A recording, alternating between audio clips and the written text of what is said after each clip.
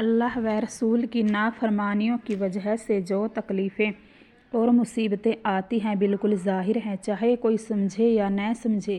دیکھو قرآن و حدیث میں جو نافرمانوں کے قصے آئے ہیں اور جو عذاب ان لوگوں پر آئے ہیں وہ کون نہیں جانتا؟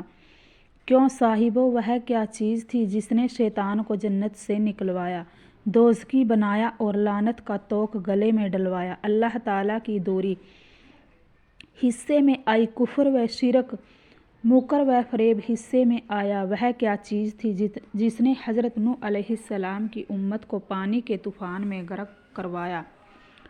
وہ کیا چیز تھی جس کی وجہ سے ایک بڑی تیز ہوا کو بھیج کر قوم عاد کو پٹکا پٹکا کر مارا گیا؟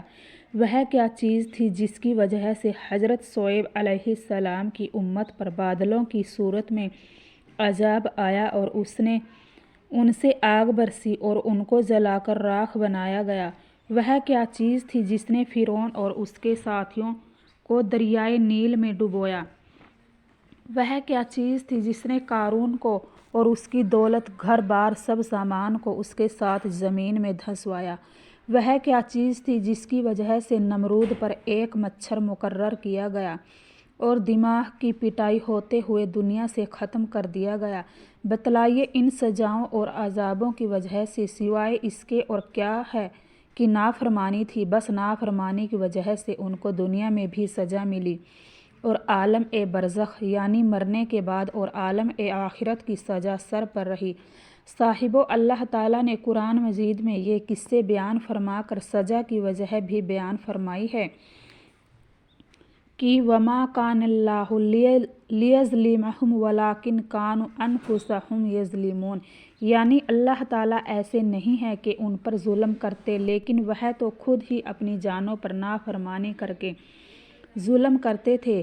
مسلمان بھائیوں اور دین کی بہنوں، سبق حاصل کرو، اللہ تعالیٰ سے ڈرو، اس کی نافرمانیوں سے بچو اور سمجھو کہ اللہ تعالیٰ کی غرض ان قصوں کے بیان کرنے کی سوائے ڈرانے کے اور کیا ہے؟ بس اللہ تعالیٰ کی پکڑ سے ڈرو اور موت کو یاد رکھو۔